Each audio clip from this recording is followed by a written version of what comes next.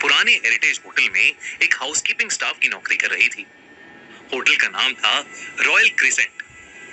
वो ब्रिटिशर्स के जमाने की एक बिल्डिंग थी।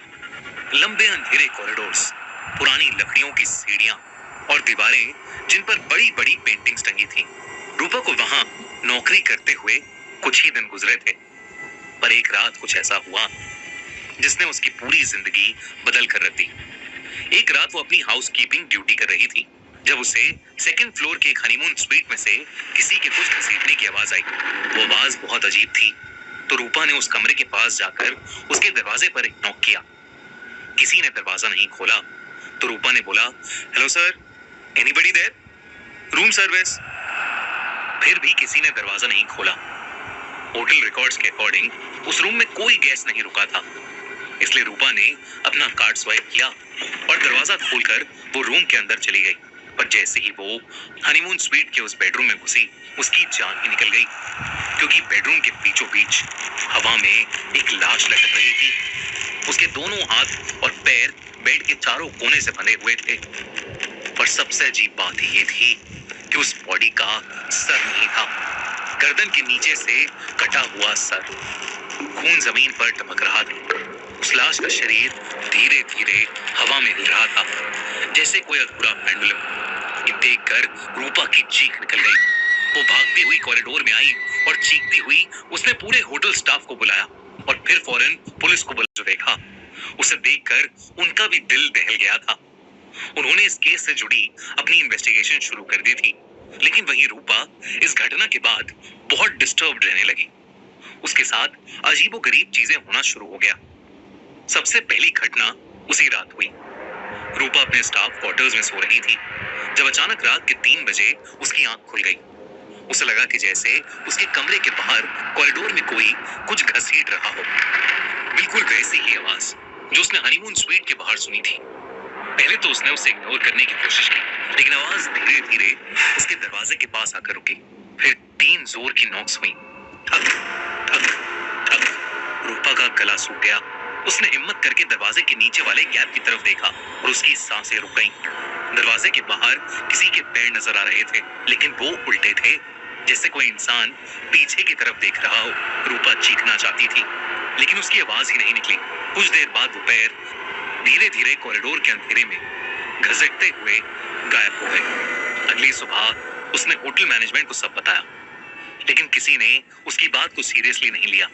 सबको लगा कि रूपा उस इंसिडेंट की वजह से बहुत शॉक्ड है और कुछ दिन में ठीक हो जाएगी, लेकिन चीजें ठीक नहीं हुई और भी ज्यादा खतरनाक होती गईं। 2 दिन बाद होटल के पुराने स्टोरेज रूम की सफाई करते वक्त रूपा को एक लकड़ी का पुराना बॉक्स मिला। बॉक्स पर अजीब सिंबल्स बने हुए थे। बीच में एक गोला था, उसके अंदर एक आंख और उसके चारों तरफ हाथों के निशान। रूपा से रहा नहीं गया और उसने वो पुराना बॉक्स खोला।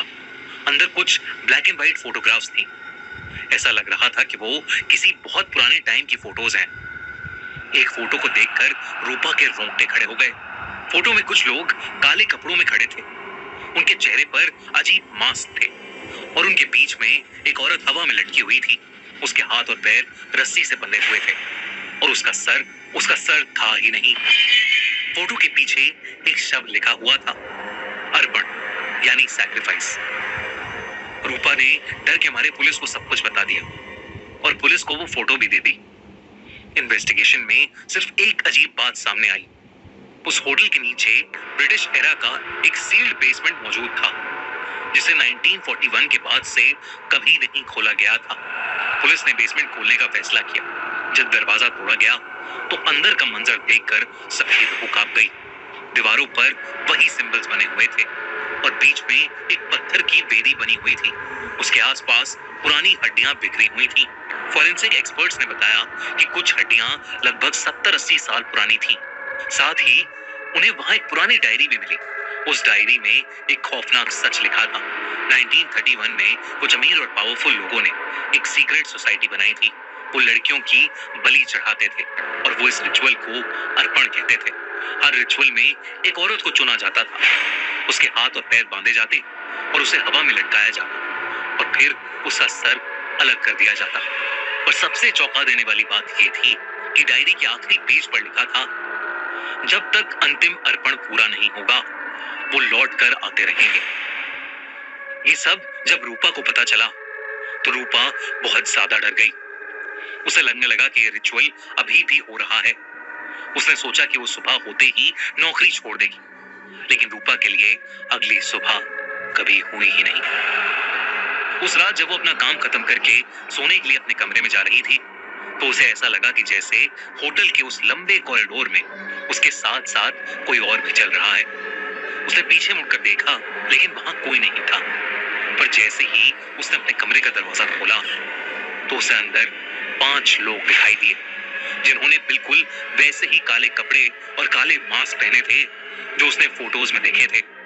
उनमें से हर एक के हाथ में एक कटा हुआ औरत का सर था, जो सड़ चुका था। जैसे ही रूपा ने वो सब देखा, उसकी चीख निकल गई और वो रूम से बाहर भागी। वो मदद के लिए चीख रही थी, लेकिन ऐसा लग रहा था कि जैसे वो पूरे होटल में अकेली हो। धीरे धीरे हर तरफ से उसे उन काले मास्क वाले लोगों ने घेर लिया, और तब वो होटल के एक खाली रूम में घुस गई और उसने किसी तरह उस रूम को अंदर से बंद करा। उसके पास उसका फोन था और उसने तुरंत पुलिस को फोन किया और उन्हें सब बताया। पुलिस ने कहा कि वो वहां फौरन आ रहे हैं। पर जैसे ही रूपा ने फोन रखा, उसे रियलाइज हुआ कि वो उसी हनीमून स्वीट में है जहां उसने पहला मर्डर देखा था। पुलिस फौरन होटल पहुंची, लेकिन तब तक बहुत देर हो चुकी थी। उस होटल के हनीमून स्वीट का दरवाजा अंदर से लॉक था। जब पुलिस ने वो दरवाजा खुलवाया तो वो सहम गए। कमरे के बीचों बीच हवा में एक लाश लटक रही थी। उसके हाथ और पैर बेड के चारों कोने से बंधे हुए थे। शरीर धीरे धीरे हवा में हिल रहा था, जैसे कोई अधूरा पेंडुलम, और उसका सर धड़ से गायब था। वो लाश किसी और की नहीं बल्कि रूपा की थी। पुलिस को रूम की दीवार पर खून से लिखा हुआ एक संदेश मिला, अंतिम अर्पण। इस इंसिडेंट के बाद पुलिस को रूपा की सारी बातों पर यकीन हो गया और उन्होंने उस पूरे होटल को सील कर दिया। पुलिस को उस कल्ट रिचुअल के बारे में कोई और ठोस सबूत नहीं मिला। तो कुछ दिन के बाद वो होटल एक दूसरे नाम से खुल गया, लेकिन वहां के लोग आज भी ये कहते हैं कि उस होटल के अंदर एक सरकटी औरत की आत्मा भटकती है। दोस्तों, कैसी लगी आपको ये कहानी? अगर आपको ऐसी डार्क साइकोलॉजिकल थ्रिलर्स पसंद है, जहां सीरियल मर्डर्स, गिल्ट, ट्रॉमा और रिडेम्पशन के साथ कल्ट रिचुअल्स भी हैं,